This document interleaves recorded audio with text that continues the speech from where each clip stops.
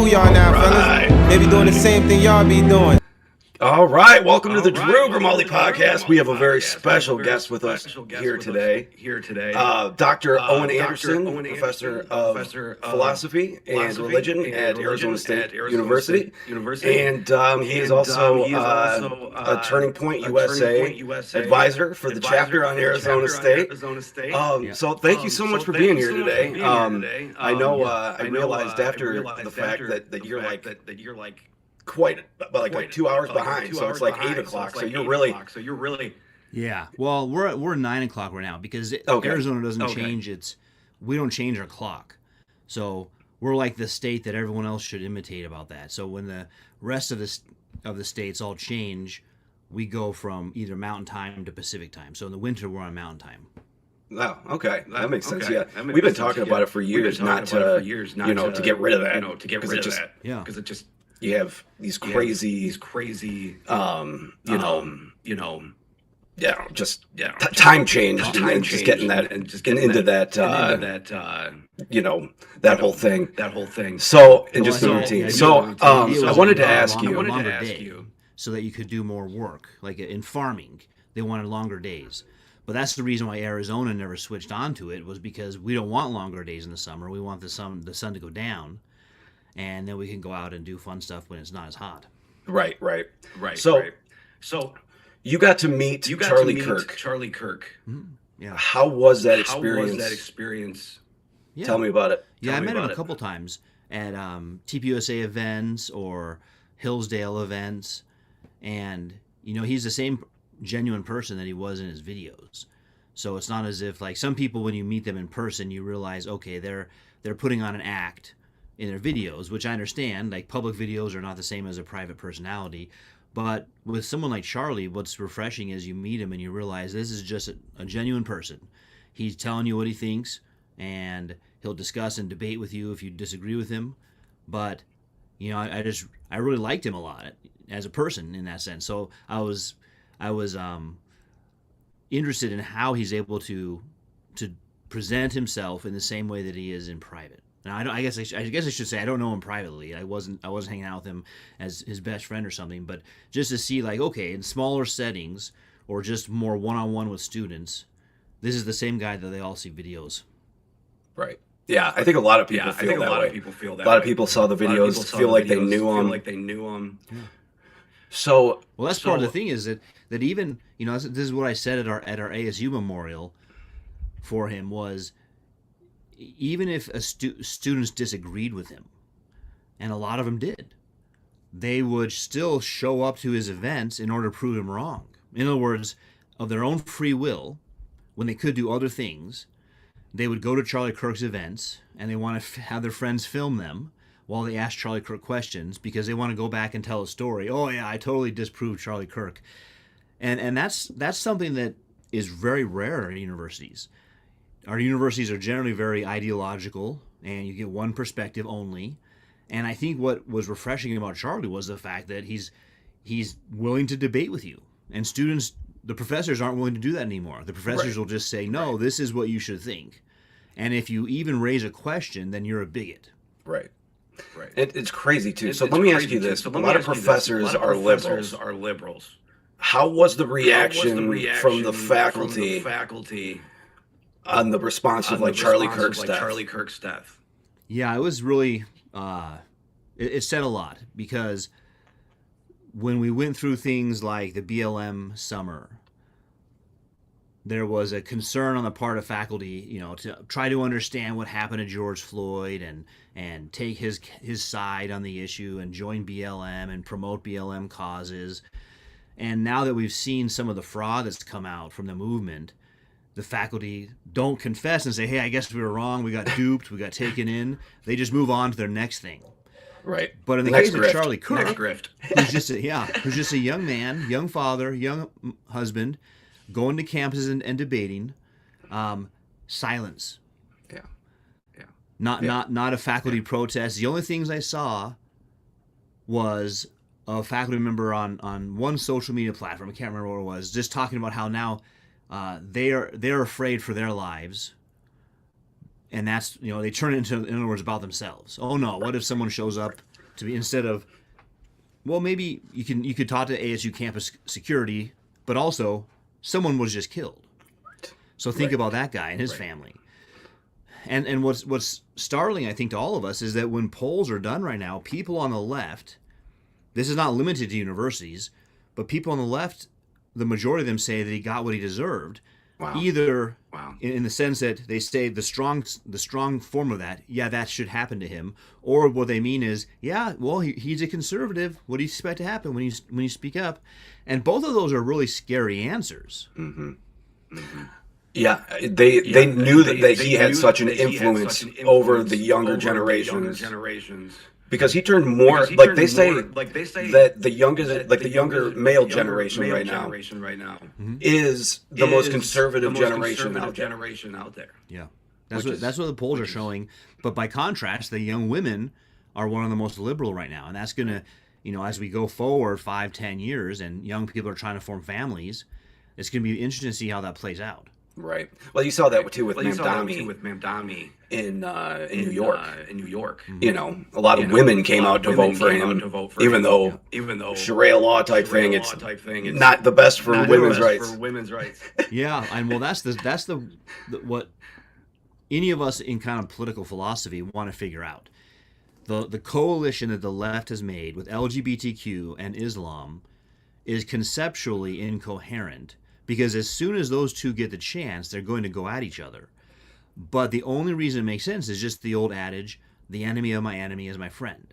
Right. So they both mutually dislike conservative Christians. Once they've got the conservative Christians out of the way, then they can figure out how they're going to live together. But I think both of them has a similar view of the other. So think about the left. The left's view is, we own the institutions.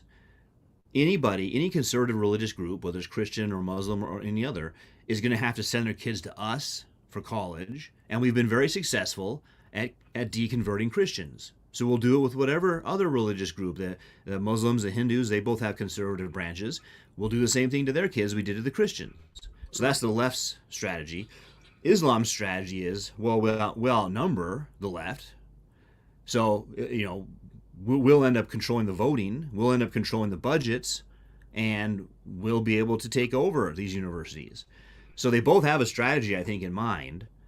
And my suspicion would be the conservative Muslim one would be the winning strategy, because it is true that the numbers for a leftist professor, they're not having kids very often, and they're not having kids up to a replacement rate. Right. And the views they peddle in the university are increasingly being rejected. So let me ask you this: Do you think the Bible should be taught in Catholic or in Christian or in public schools? Like K through 12 or K through 12. I'll handle those a little differently. So K through 12. So I'll say my short answer: yes. K through 12, yes. Now what happened for K through 12 was in the 60s. There were a couple Supreme Court cases. One of them was spearheaded by a woman named Madalyn Murray O'Hair, and she was a communist. I think she was the president of the Texas Communist Party or something. So that was a public thing. Everyone knew that, but her kid came home from like 5th grade or something and said, "Hey, they made us pray today," and so she took that case all the way to Supreme Court to get prayer kicked out of school. There was another case that got the Ten Commandments kicked out of school, and so in the 60s, Christians made this deal with the left. They said, you're right, school K through 12 should be neutral. We'll agree to stop teaching the Bible in it. Now the left didn't keep that side of the bargain because it wasn't ever a bargain. It was a hostile takeover from the beginning. So the Christians viewed it as a bargain, and we'll both keep our sides, and the left was just saying, no, we just conquered you. Right. So for the last 60 years, we've had no Bible, no Ten Commandments in public schools. Now what that means is when I go to conferences in Europe as a philosopher, it's really interesting to meet colleagues who will tell me, because European nations are largely atheist, but they'll say, we Europeans actually know more about the Bible, we don't believe it, than you Americans who claim you believe it. And the reason is because they still teach the Bible in their equivalent of K through 12. They just teach it as one of the great books, not like the inspired word of God, but you would read Genesis just like you would read the Iliad, and you would know about both of those. And so America has this weird thing where we've got a lot of evangelicals, a lot of people who say the Bible is the Word of God, but whenever you have like a Jay Leno man on the street where he asks people questions, and I've seen one where he asks them, can you name the 4 Gospels? Well, 1, they don't even know there was 4. Like, well, there's 4 of them. What are these things? And then 2, they don't know. Right. And yet statistically, 70% of them are probably claiming the Bible is the Word of God. And so I think we can bring the Bible back minimally as a book that we all got to know. Right. Even if you don't believe it, you got to know it. Yeah. But then I'm a First Amendment scholar, and I don't believe it would contradict or violate the First Amendment for public schools to say God is real, we need His Word and the law of God, and we need redemption, which is through Christ alone. Because the First Amendment just says you can't establish a national church, and then you can't interfere in someone else's worship. The government. You means the government. Side note, a lot of teenagers think the Bill of Rights is a teenager Bill of Rights. Like, my parents can't infringe on my first. Oh, sure they can. Yeah. Your parents aren't the government. The Bill of Rights is about what the government can and can't do. So we can certainly have, let's say, a president. President Trump just last week spoke about Christ as the light of the world. He's quoting John 1:4. And that doesn't make anyone go to church. You're free to not go to church. And so I think that we can end this 60 years of a supposed truce where we just handed everything over to the Marxists, and we can say, no, that was a major mistake. We're not committing that again. The First Amendment does not bind us from talking about the Bible. And then that's K through 12, which I think is more restrictive. When we get up to college, it's a little more open, because now you're not dealing with parents, you're dealing with adults. K through 12, you got to deal with what the parents want for their kids. And that's a good argument for homeschooling. Right. But college is a little more open. And you certainly should, especially, I think, have debates at the universities. If a university says we're not going to mention the Word of God, well, then what do you think is the foundation for life? Right. Or even the great values that we have. I mean, I was raised Catholic. I like to think I have good values, and that all stemmed from growing up from that, you know. Yeah, so what if we have, universities have public debates about that, where they, if they want to be ruled by cultural Marxism, well, let's explain to the people what that view says about them, that they're just animals, that they have no soul, they're just a material body, that when it dies, it stops existing. And your university is based on that view. So let me ask you this. So I think it's interesting that California wants to get rid of letting parents know that the kids are transitioning. But if you were in California and you heard a teacher converted a kid to Christianity without telling the parents, they would lose their minds. Yeah. Yeah, it's a really strange. That's another thing that'll be interesting to study when the dust settles. Sometimes it takes a decade or two to get perspective on what happened. It's almost what Clausewitz calls the fog of war.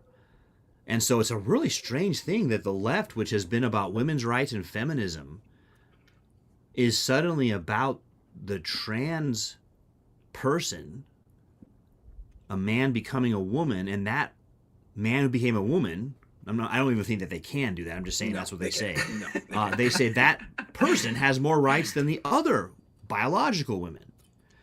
And I think that's what J.K. Rowling is pointing out, the author of Harry Potter, of course. And she gets in some hot water among the Hollywood elite. But good for her, because she just points out, she says, I'm a feminist, and we should be protecting women. What happened? And it is a really curious thing, like in their mind. But here's the thing. Here's what I would say. Short answer is, what's the strongest thing in their mind is not feminism. It's the hatred of Christianity. Right. The hatred of God's word. And they hate it so much that they abandon biological females, because that's created by God, to promote this other cause.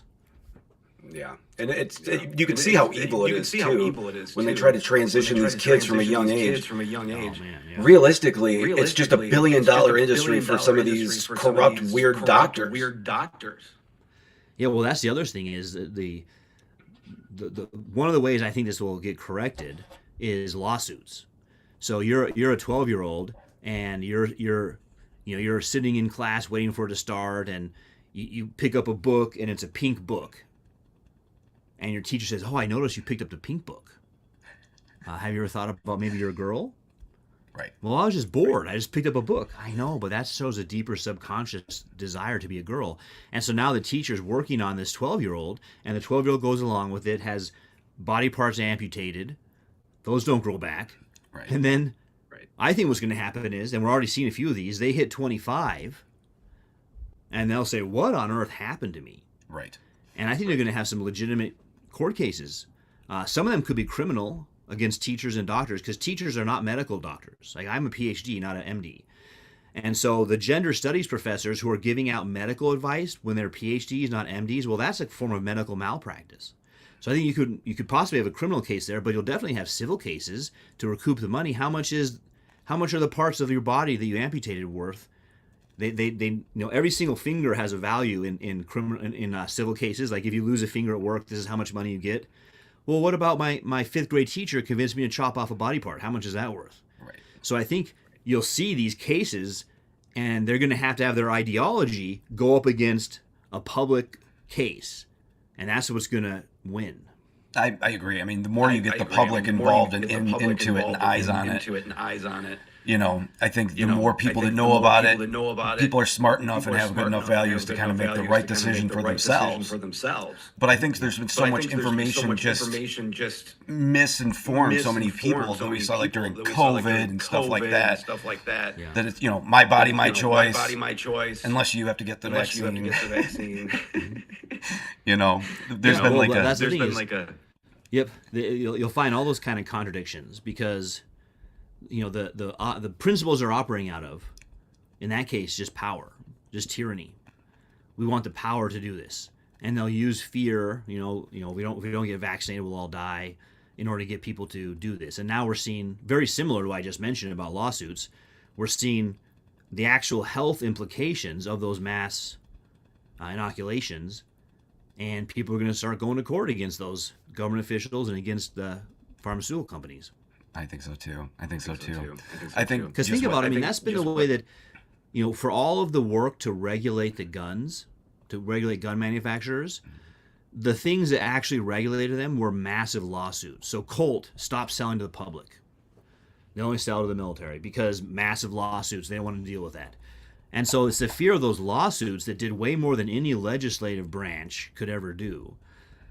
And now put that into, you don't even have an amendment you have an actual amendment to protect firearms. There's no amendment to protect transition surgeries.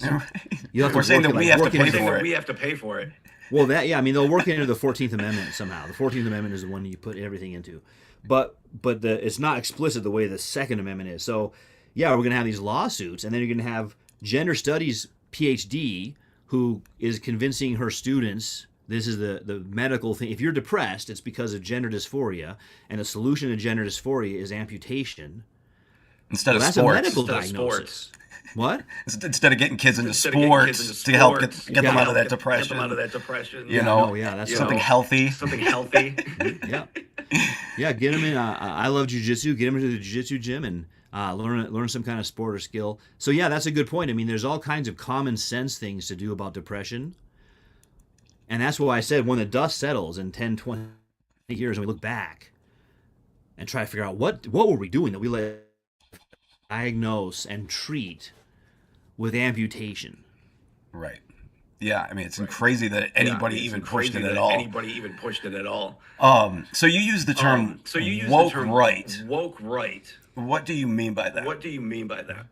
Yeah, there's some debate about it. Can you have a woke right or not? But I think what the essence of being woke is identity politics. I think it's a branch of postmodernism, and that's been one of my main philosophical opponents my whole career, postmodernism. And that term itself is kind of died down. Maybe people think we're leaving the time of postmodernism, but I think maybe the word you're not using, but you're still using the same concept. And that means that all of our values are culturally relative, and we're racial essentialists, meaning that each race is identity and different. And so when you see people on the right basically saying to the left, okay, you want to do identity politics? We got our own identity politics. True. We can say everything's relative to our culture, and not as I might say that to be a reductio ad absurdum to the left, but this is persons who really do believe that. Then they want to break up into their little group and say, yeah, you're right, we can't live with anybody else. Well, that's the same kind of postmodernism. And so if you call it woke right or postmodernism or racial essentialism, whatever you call it, I think one of the great values of the United States is its appeal to universal human nature. I agree. And our laws apply to all humans, and doesn't mean we deny there's some differences between us, but those differences don't overshadow the common human nature we all share. I agree 100%. I agree 100%. I agree. You know, there's the wokeness is kind of that's an idea of these like social ideas that have been so corrupted by the left and the evil folks and I think a lot of music lately, that you see the mainstream stuff. I think a lot of it's evil. I mean, it's straight out of mind control laboratories. I mean, that's one thing people. It's really good for people to look into. Cold War era mind control research, not just the big ones that people like on Ancient Aliens about what was it called, MK Ultra. You can look into those because all that stuff's declassified. But you don't even have to go to that level. You can just stay at what everyone knows happened, because of course governments are looking into how to do mind control of their opponents. Right. So if you're thinking about how do I change the minds of the Russians to be pro Adam Smith, well, that same research applies to your own population if you want to. Right.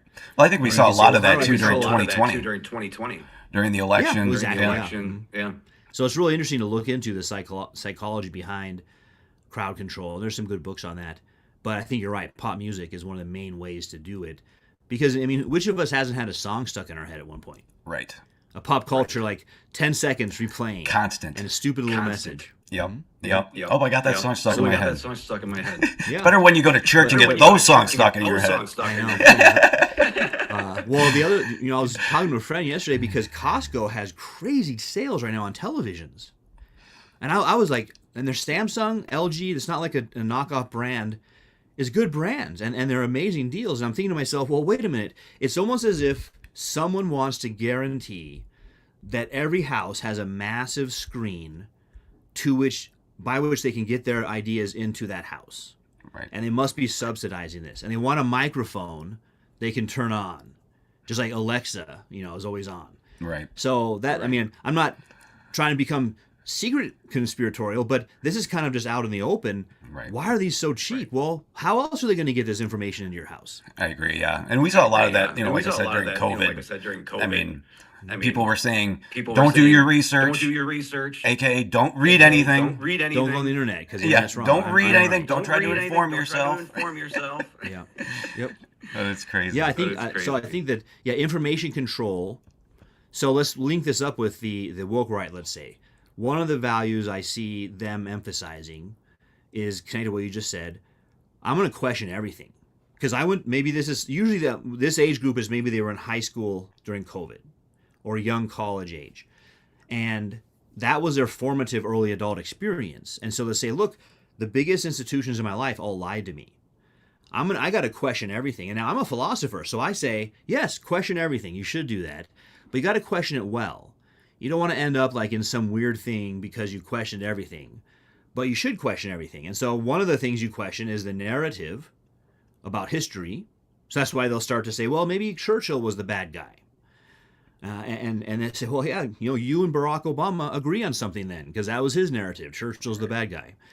And so you can look into those and question that, sure, but there's also philosophical questioning, not just the narrative of history, but you can also begin to question, did you ever learn the meaning of life? What did your K through 12 teacher say about that? And probably nothing, but what did they demonstrate through their life? And that gets us back to the Bible, right? Why is the Bible hidden from you and kept away from you? That'd be the one I would question personally. It's fun to question historical narratives, but I start to wonder that, why are those in power so concerned to make sure the Bible's not brought up at all? I think a lot of that has to do with because Christians believe that we get our freedoms from God, and liberals think that they get their freedom from the government. Yeah, yep. That's always a big tension there. Is I just got this little pamphlet from Alexander Solzhenitsyn. This is his Nobel Prize speech.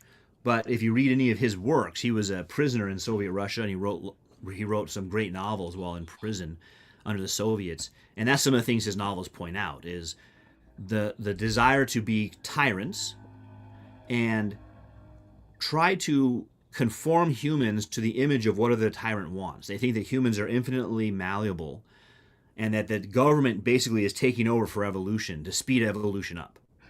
And they can make you into the perfect human. Whereas I think in the West, compared to the Soviets, in the West we believe that no, we get our nature from God. And there's a lot we can do in terms of developing our skills. But those are all within the context of a human nature that's not changing. Right. And you're right. We trump any tyrants, and pun there with the word Trump, Yeah. Because that's what I hate about him. I point out to people when they say, "Oh, he's a tyrant or something." Really? He's the first tyrant to ever shrink his government. Right. Yeah. Right. Yeah. No tyrants do that. But we in the United States, since our inception, has been about resisting tyrants because of what you just said. Yeah. You're putting yourself above God's law. We stand on the fact that we're created by God equal. Yep. And I think that's one of the biggest things too. We talk about we strive to be a more perfect union. You know, why is there this war against our history? When it might not have been something we're proud of. We weren't proud of Jim Crow. Any of these things. Like these things were bad, but you know what? We made them right, and that's what makes our country so great, I think. Yeah, we have the mechanism to right those without constantly going to war. Now, one of them was so big we did go to war over in the Civil War. But otherwise, what we were given was a system of government that protects the individual rights and responsibilities, but also gives us the ability to change things when we realize something's not right. And that, when people complain about the United States and they mention things like that, the best thing for them to do is just study the other nations of the world then. Yeah. So how is it going in the nation you look up to? Because they might think, North Korea, we want to be communist. Well, look at Cuba and North Korea then. How are they doing? Right. Well, so, well, not those ones. China. Well, China's a kind of industrial communist situation, which grew its population, but now they're facing a population decline, especially among young men or young women, which is important for them.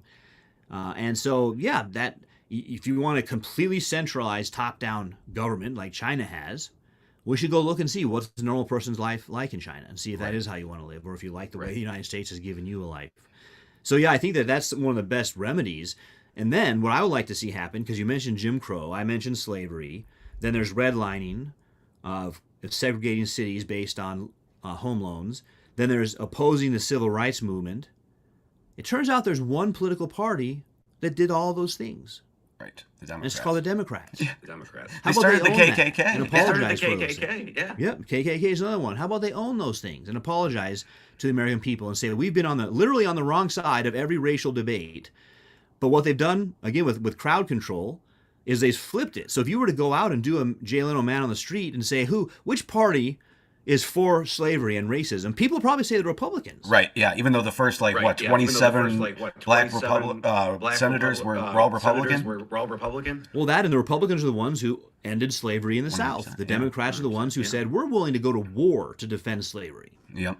And they started, and the Democrats started the KKK to go after, white conservatives or white Republicans, along with, African Americans. And that just kind of whitewashed that history. Please don't pay any attention to this.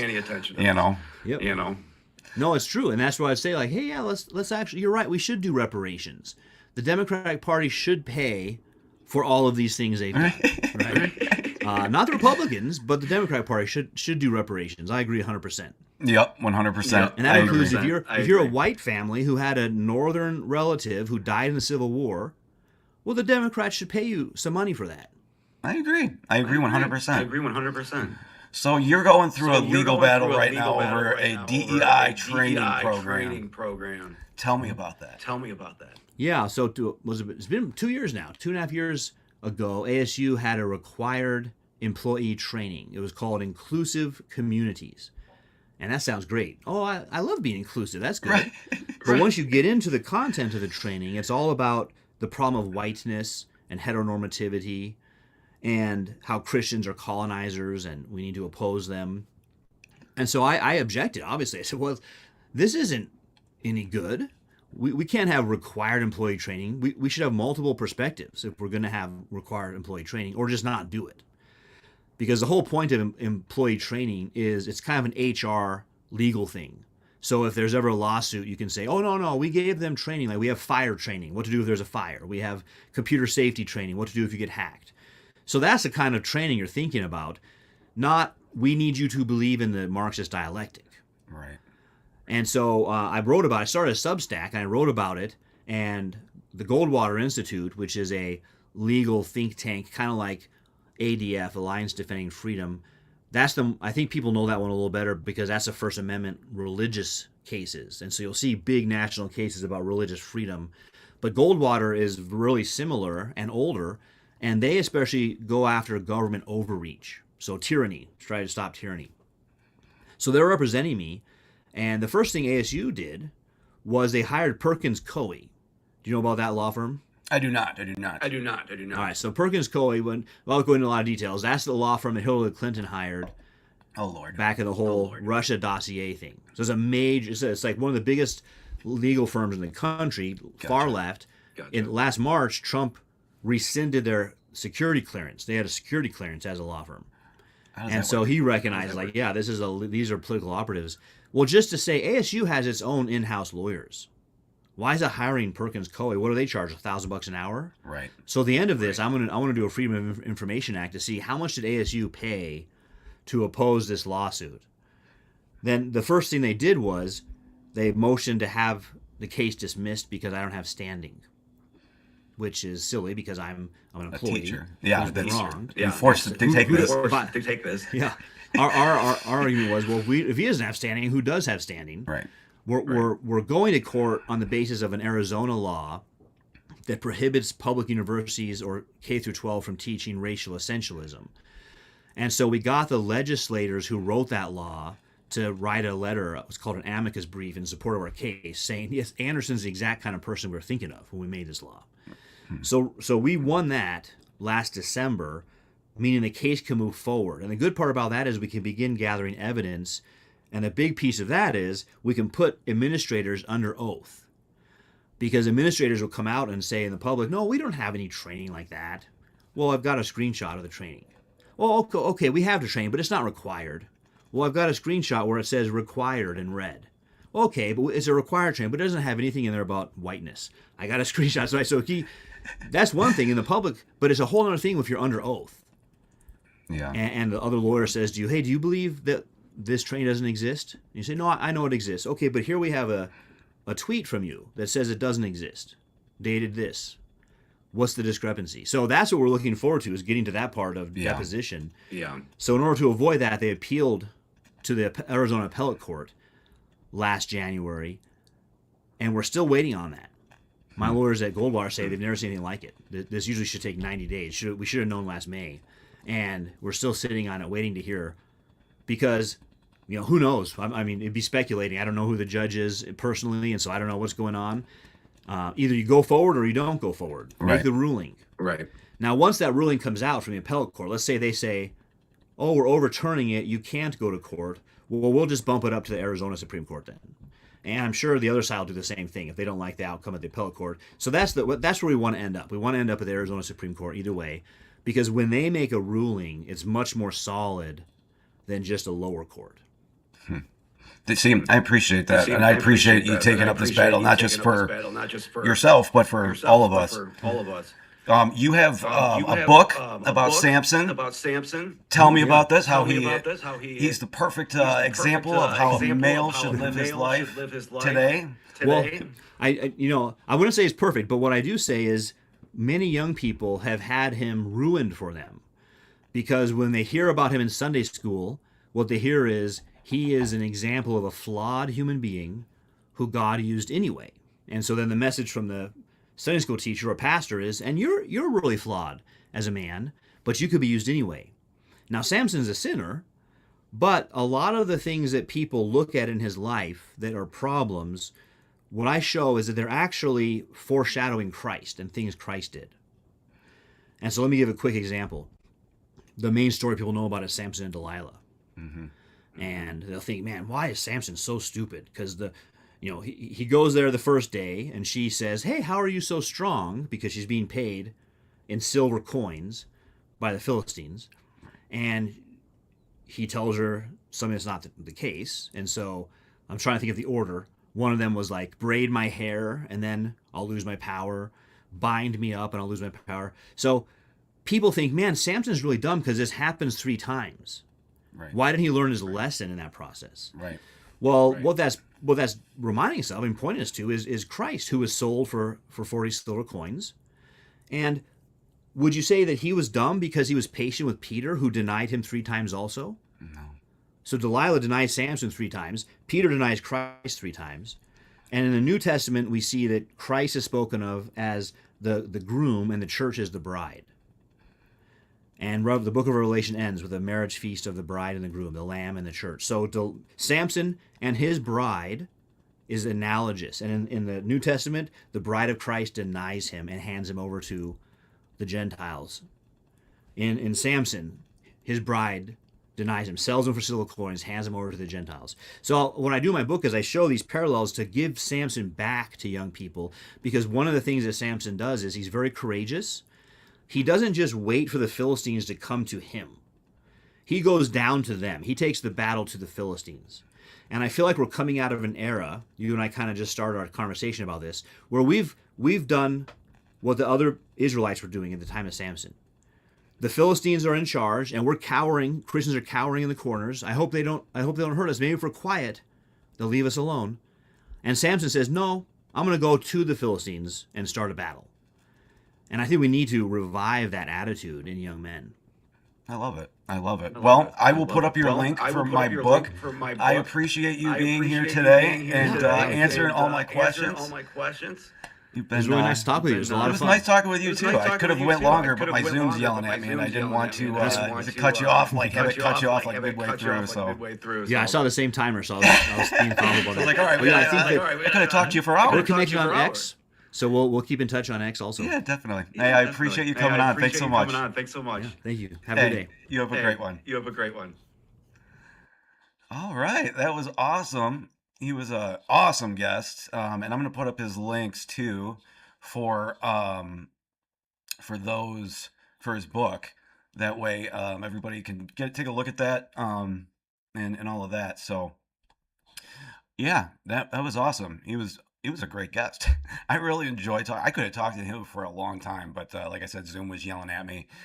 So we'll get into some videos here.